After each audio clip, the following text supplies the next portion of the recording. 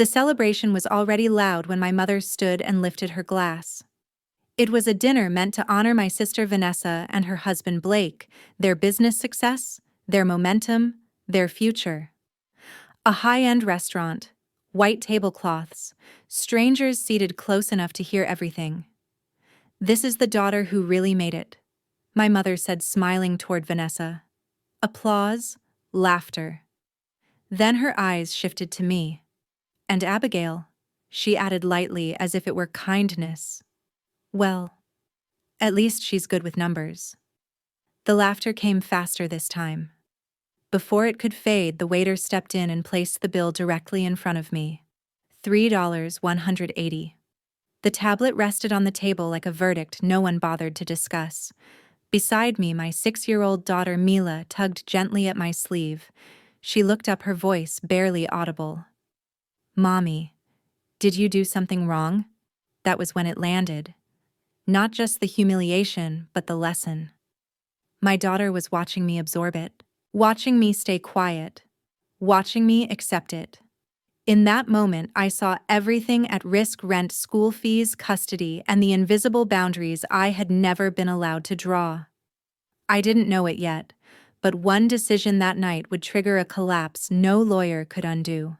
Before I continue, if this story resonates with you in any way, please consider liking the video and subscribing to the channel.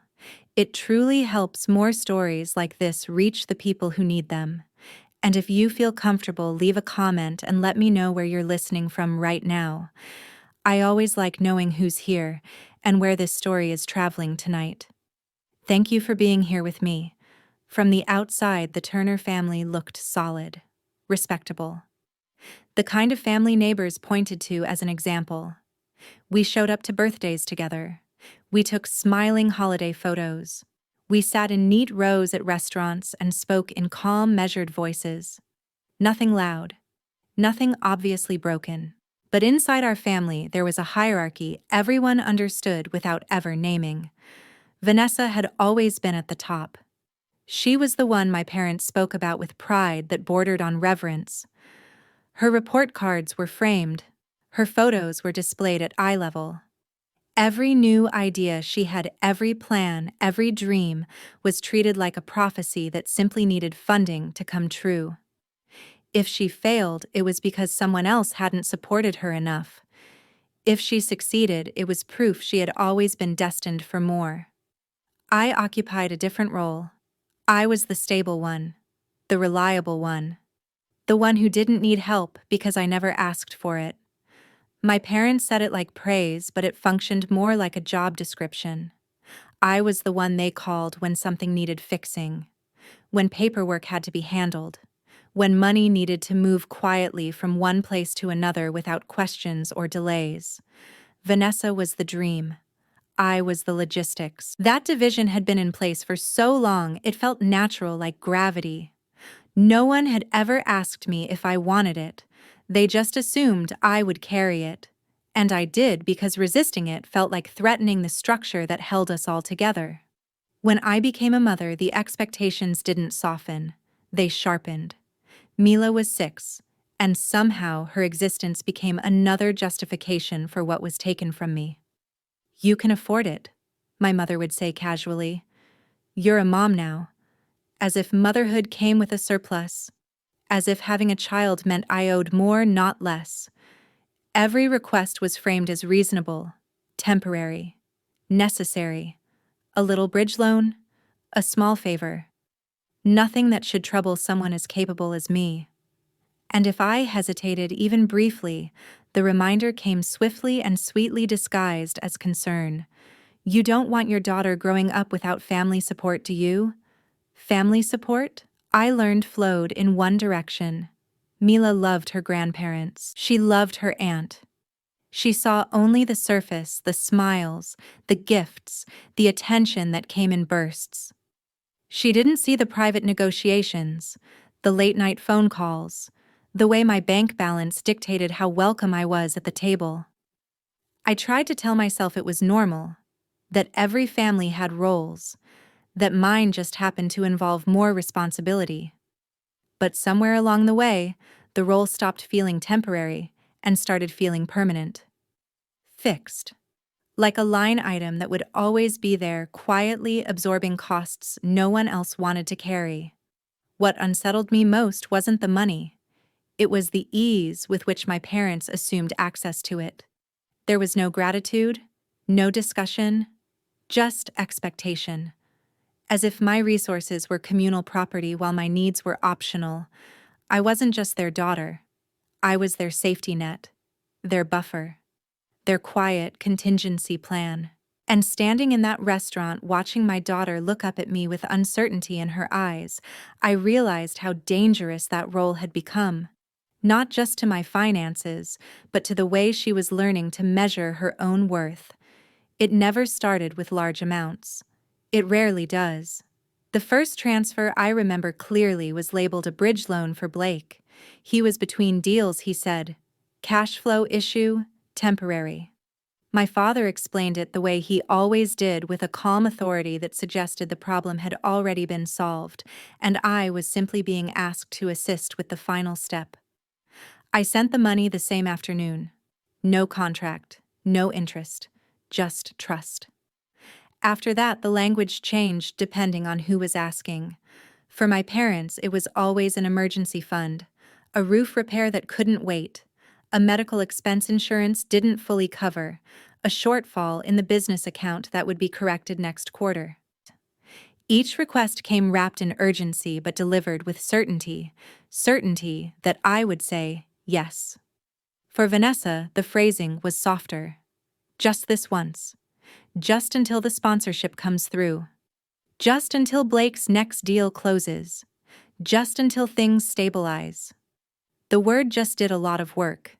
It made the request sound small, almost harmless. Temporary by design. None of it was temporary. I told myself I was being prudent. Responsible.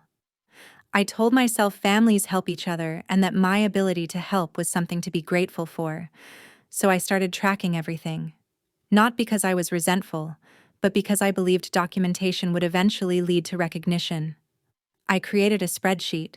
It was clean, organized, dates, amounts, descriptions, neutral language, no accusations, no commentary, just facts. I thought that if I could show the pattern clearly enough, they would see it too. They would understand the scale of what I had carried. They would acknowledge it. Transparency, I believed, would earn respect. Every transfer felt like an investment not in their ventures, but in my place within the family. I wasn't buying repayment. I was buying belonging. And each time I clicked send, I imagined the future moment when someone would finally say, "We couldn't have done this without you." That moment never came. What came instead were follow-up requests. More emergencies, more bridges, more just this once conversations that blurred into each other until I couldn't remember when the last repayment had even been mentioned. Sometimes I would open the spreadsheet late at night after Mila had gone to sleep. I would scan the rows, the growing totals, and feel a strange mix of unease and hope. Unease at how quickly the numbers added up. Hope that one day I would be able to explain it all to my daughter. I imagined her older, asking me why I worked so hard, why I was always tired, why I always said yes. And I imagined telling her the truth, that I believed generosity was a form of strength, that I believed responsibility mattered, that I believed being dependable meant something. I wanted her to be proud of me. But somewhere along the way, the spreadsheet stopped feeling like evidence of contribution and started feeling like proof of extraction. Each line item represented a moment when my needs had been deferred, when my savings had shrunk quietly so someone else could remain comfortable. Still, I didn't stop. Because stopping would mean admitting that transparency didn't lead to respect, that being reliable didn't earn safety, that the role I had been performing so diligently wasn't appreciated, it was expected. And expectations don't come with gratitude, they come with entitlement. The restaurant glowed the way expensive places always do, warm lighting designed to soften faces and blur edges. Candles flickered against crystal wine glasses. Bottles were opened without anyone glancing at prices. The air smelled like truffle oil and polished wood, and everything about the room suggested abundance without effort. Blake was holding court. He stood near the center of the table, one hand wrapped around a glass of red wine, the other gesturing as he spoke about momentum and growth. He talked about contracts that were almost finalized, partnerships that were moving in the right direction. People leaned in nodding, impressed by the confidence more than the content. Vanessa sat beside him smiling as congratulations landed in her lap like gifts she had already unwrapped. My parents watched them with the kind of pride usually reserved for personal achievement. My mother touched Vanessa's arm when someone praised her. My father laughed a little louder at Blake's jokes, as if proximity to success could be absorbed through sound. I sat quietly, Mila's small legs swinging under the table, her fingers tracing the edge of her napkin. She was bored.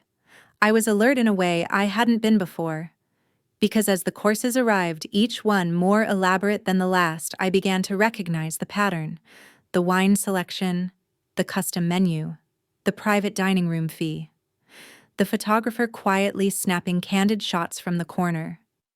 None of it was spontaneous. None of it was inexpensive. And all of it had been paid for before anyone arrived. The realization settled slowly like a chill that starts in the back of your neck and works its way down. I wasn't a guest at this celebration. I was its financier. Every compliment Blake received, every toast raised to Vanessa's brilliance, every shimmering moment of their success rested on money that had quietly left my account weeks earlier. My mother leaned toward me as another bottle was poured. Her perfume was sharp in the close space between us. She didn't lower her voice out of consideration, she lowered it to maintain appearances. "Just put it on your card," she said as if discussing the weather. "It's family." The words were meant to close the conversation before it began. Family. The ultimate justification. The end of negotiation. I felt Mila shift beside me, her eyes moving from my mother's face to mine. She was watching, absorbing tone and posture, learning without understanding. I realized then how practiced this moment was. How many times my compliance had been assumed, my silence expected. No one asked if I was comfortable. No one checked whether this affected me. The decision had been made long before the bill ever reached the table. Blake continued speaking, unaware or unconcerned. Vanessa accepted another compliment, her smile flawless. The laughter swelled and faded in predictable waves. And in the middle of it all, my daughter sat quietly witnessing the choreography of entitlement. I felt something tighten in my chest, not anger, not yet, but clarity. A sharp, undeniable understanding of my place in the room. I wasn't being celebrated, I was being utilized. And Mila was learning that this was normal. That watching her mother give without acknowledgement was just how families worked. The thought was heavier than the bill itself. I stood up slowly. The movement itself drew attention before I said a word. Chairs shifted. Conversations faltered. I lifted Mila from her seat and settled her against my hip, her arms instinctively wrapping around my neck. She smelled like shampoo and crayons, solid and real in a room built on appearances. I didn't feel the urge to cry. I didn't feel the heat of anger either. What I felt was steadiness, an unfamiliar, almost surgical calm. The kind that arrives only after a decision has already been made. "I'm not paying this," I said. My voice wasn't loud, but it carried. The music continued to play, but the table had gone still. My mother's smile tightened. My father shifted in his chair. Blake's expression flickered, recalibrating. I didn't look at them yet. I looked at the tablet in front of me, the total still glowing on the screen, and then I looked up. "I already paid the restaurant deposit," I said evenly. 3 weeks ago. When you said the venue needed it immediately or the reservation would be canceled." My father opened his mouth. I kept going. "I paid for the open bar. And the upgraded wine package." I turned slightly, meeting my mother's eyes for the first time. And the dress Vanessa is wearing tonight. There was a pause, a collective intake of breath. Vanessa stared at me, her mouth parting in disbelief. Blake's confidence drained from his posture, replaced by calculation. My mother shook her head once as if dismissing an inconvenience, rather than confronting a truth. "This is not the moment," she said sharply. "Sit down." I didn't. "I've been paying for this image for years," I said. Quietly, consistently, without acknowledgement. I adjusted Mila's weight on my hip. She was very still now, her face tucked against my shoulder, listening. "But I'm done paying for the illusion." The words settled over the table like dust after a collapse. I reached forward and tapped the screen. The red cancel icon blinked once before confirming the action. A soft electronic sound followed, small, polite, and devastating in its finality. The transaction disappeared. No one spoke. The waiter froze a few steps away, unsure whether to intervene or vanish. Conversations at neighboring tables stalled, curiosity radiating outward. I could feel eyes on us, but for the first time they didn't matter. I placed the tablet back on the table, aligning it neatly with the edge. Then I stepped back. Mila's hand slipped into mine as I turned. She squeezed once, grounding me. We walked past the table without another word. Past the wine glasses, the candles, the carefully curated success. No dramatic exit. No raised voices. Just absence. The elevator doors closed with a soft chime. As we descended, Mila leaned her head against my shoulder. "Are we in trouble?" she asked quietly. "No," I said without hesitation. "We're going home." And for the first time I meant it. Mila fell asleep quickly that night. The adrenaline that had carried us home dissolved the moment her head hit the pillow. I watched her for a few minutes, longer than necessary, the slow rhythm of her breathing anchoring the apartment in something real. The restaurant still felt unreal, like a scene from someone else's life, bright, loud, distant. Once I was sure she was asleep, I walked to the small desk in the corner of my bedroom and opened my laptop. I didn't turn on the overhead light. Just the desk lamp. A narrow circle of illumination in an otherwise quiet room. The file was already there on my desktop. Turner_family_transfers.xlsx. I hadn't opened it in months, not because it didn't exist, but because I didn't want to look at it unless I had to. The spreadsheet loaded slowly, rows resolving into familiar lines of dates and numbers. My own handwriting translated into cells and formulas. Careful, methodical, hopeful. I scrolled.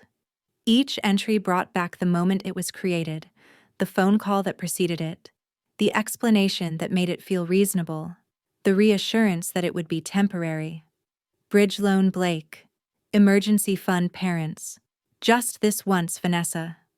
The language was neutral, professional, almost generous.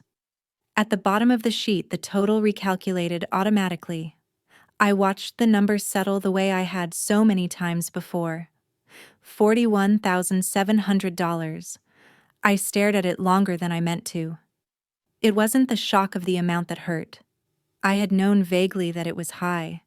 What hurt was the clarity, the precision. Seeing it all at once stripped away the stories I had told myself to survive it. This wasn't help. Help implies choice, reciprocity, a beginning and an end. This was something else. It was a system. A predictable cycle where urgency flowed toward me and money flowed away, where my stability allowed everyone else to remain unstable without consequence, where my restraint became their permission. I had told myself I was being generous, that I was protecting family, that this was what love looked like when it was quiet and responsible.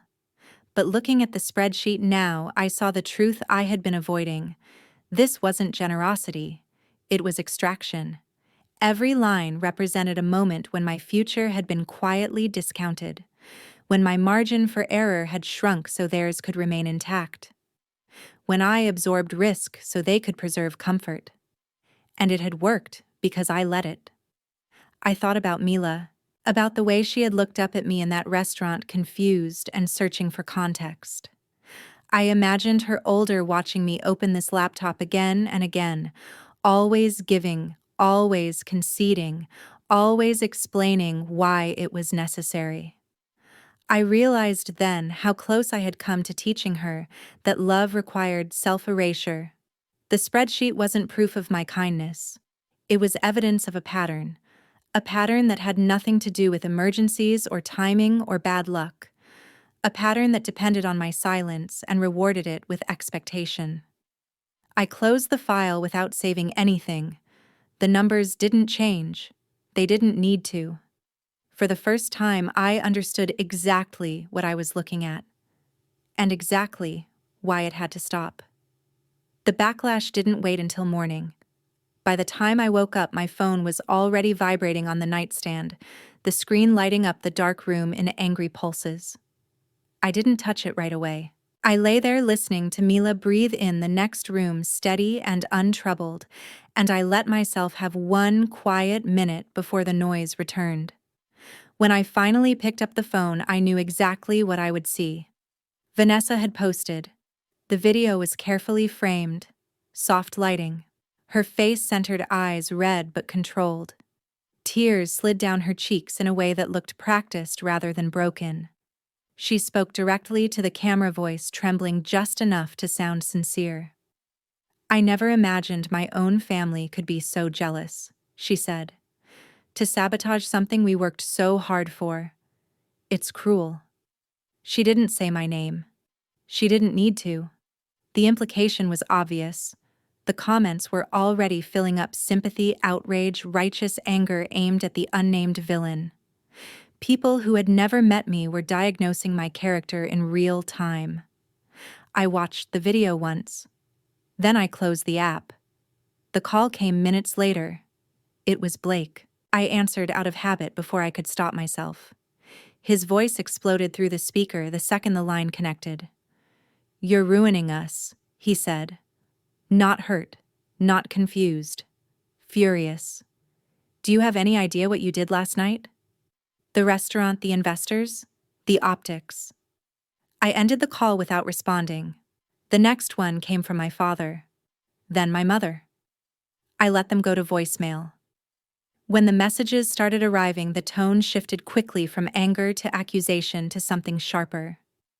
"This isn't just about you," my mother wrote. "Think about Mila. Do you really want her growing up without family?" A photo followed. Mila at 3, sitting on my father's lap, smiling at something just out of frame. Another message arrived seconds later. "She needs us." I felt my stomach drop. They had moved from money to morality, from finances to motherhood. It was a familiar tactic, but seeing it deployed so quickly, so deliberately, stripped it of any remaining subtlety. Mila wasn't a concern. She was leverage. I didn't respond. Instead, I called Lena. She answered on the first ring. "I saw it," she said before I could speak. "The post." I knew this was coming. I told her everything: the messages, the call, the way my parents had invoked Mila without hesitation. I expected her to tell me to stay calm, to wait it out, to be careful. She didn't. "If you don't stop this," she said quietly but firmly, "Mila will learn. This is love." The words landed hard. Lena had known me since before I became a mother. She had seen the slow erosion, the way I justified everything, the way I bent until bending felt natural. She had warned me before, gently, then more clearly. This time, there was no softness left. "She's watching how you're treated," Lena continued. "She's learning what a woman is supposed to accept. And if you go back now, you're teaching her that silence is the price of belonging." I ended the call and sat in the quiet apartment, my phone face down on the table. The narrative outside was loud and distorted. Vanessa was a victim. Blake was a visionary under attack.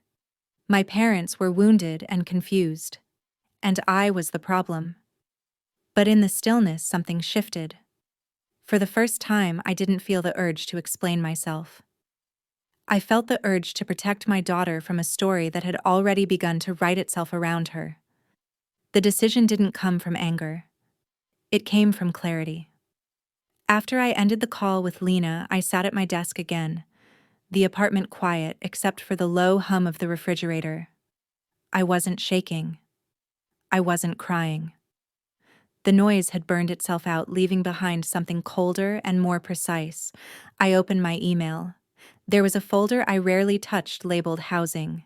Inside it were documents I had almost forgotten how to explain to myself.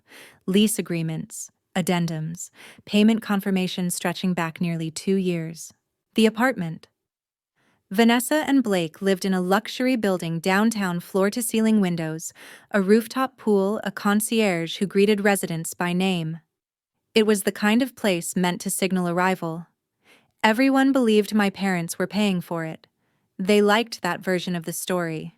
It preserved the illusion of success. The truth was quieter. I had co-signed the lease. 22 months earlier, my father had asked me to help with paperwork. Their credit was temporarily tied up, just a formality. He promised they would handle the payments. Vanessa would never need to know. It was supposed to be invisible. For the first few months, money arrived from my parents' account. Then it came late. Then short. Then not at all. To protect my credit, I covered the difference. Then the whole amount. $300 a month. For 22 months. I hadn't framed it as what it was. I told myself it was temporary. That things would stabilize. That stepping in was easier than dealing with the fallout. But the numbers didn't lie. This wasn't support. It was liability. I drafted the email slowly, carefully reading each sentence twice before moving on.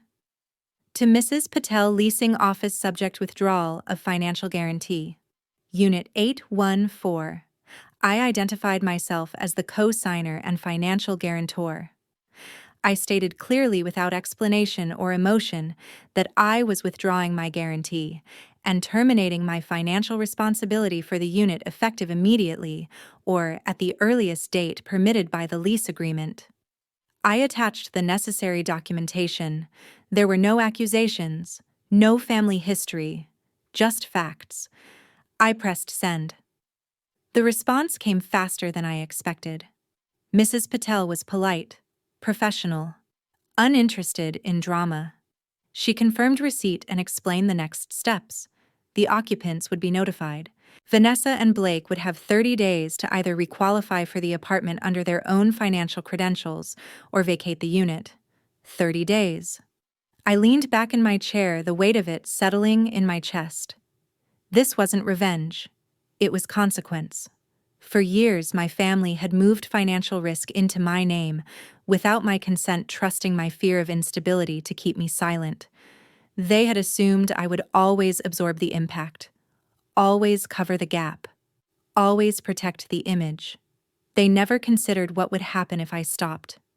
I thought about Vanessa opening the notice, the confusion, the call to my parents, the sudden realization that the safety net she believed in was never theirs to offer. They had built a life on my credit, and the lease was about to remind them what happens when that foundation is removed. They didn't call first.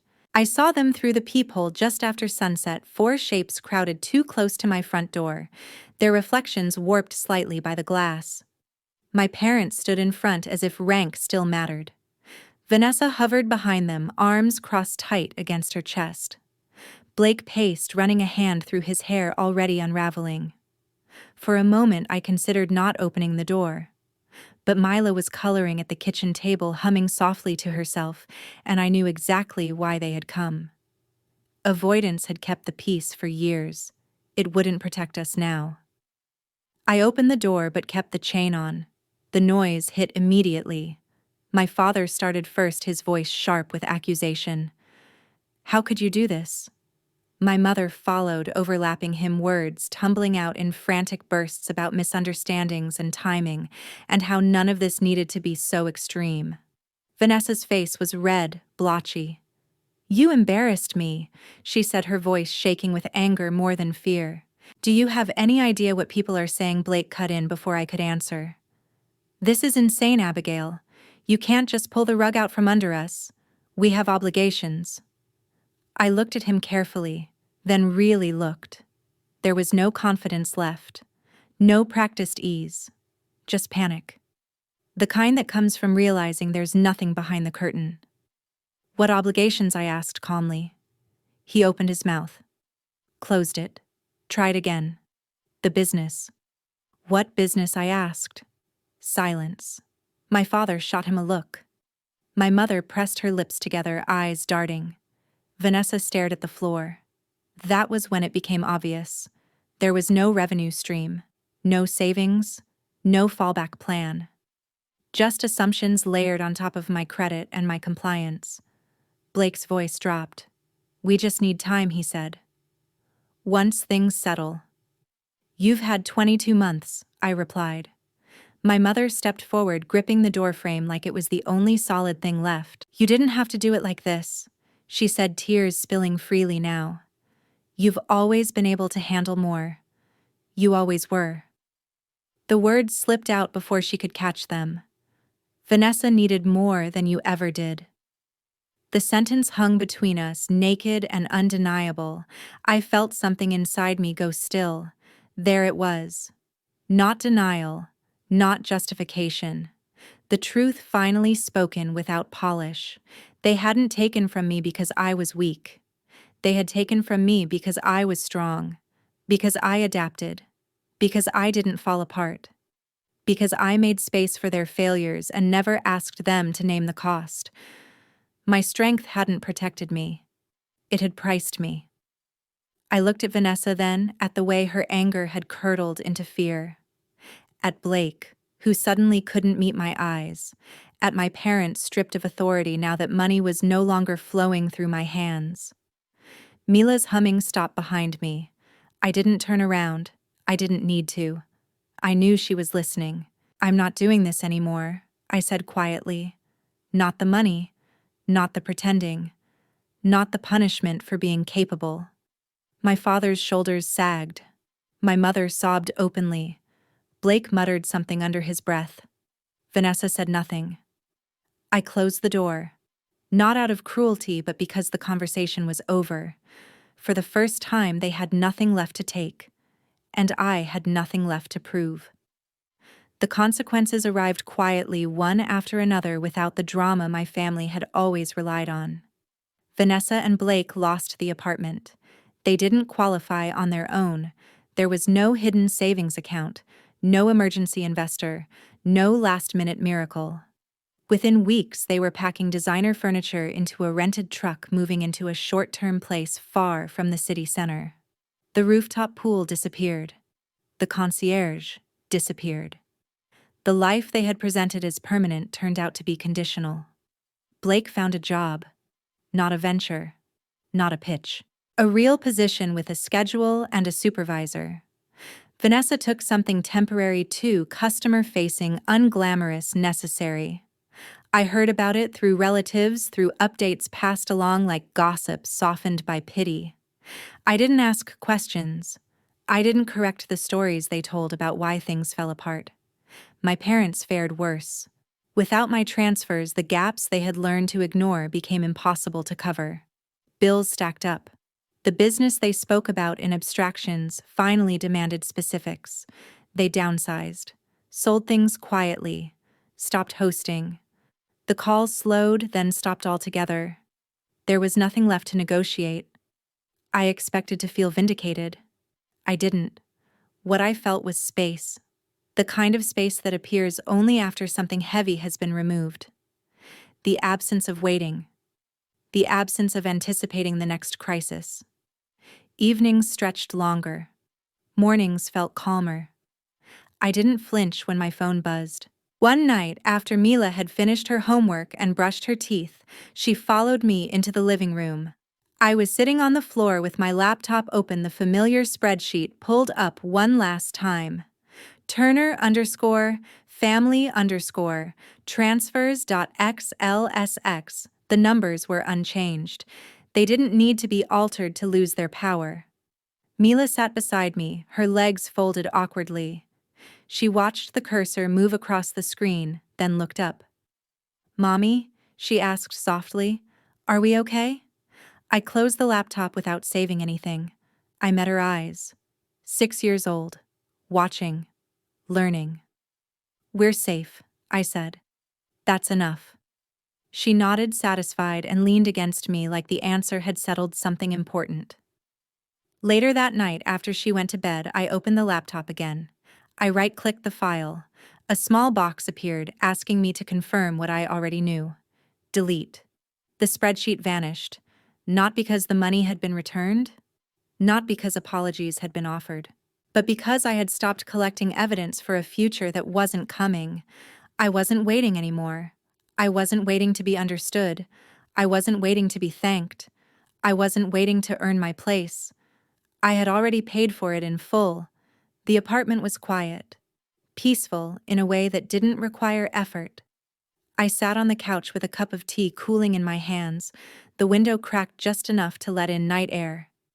There was no music playing, no messages arriving, no ledger running in the background of my mind. For the first time, my life wasn't structured around what I could absorb. It was structured around what I could protect. And that was enough. There's a strange quiet that comes after you stop explaining yourself.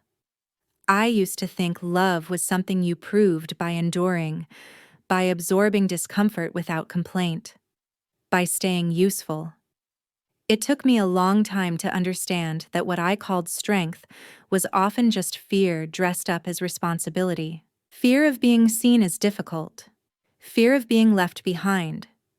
Fear that if I stopped giving, there would be nothing left to justify my place. What changed wasn't my family. It was the moment I realized that safety doesn't come from being indispensable. It comes from being honest about what you can carry and what you can't, from choosing protection over permission, from deciding that peace is not something you earn after suffering enough, it's something you're allowed to choose now. I don't feel victorious. I feel settled. And for the first time, that feels like enough. If this story stirred something in you, I'd love to hear your thoughts, what it brought up, or where you are in your own journey. Please leave a comment if you feel like sharing, and if you found value here, consider liking the video and subscribing. Thank you for spending this time with me.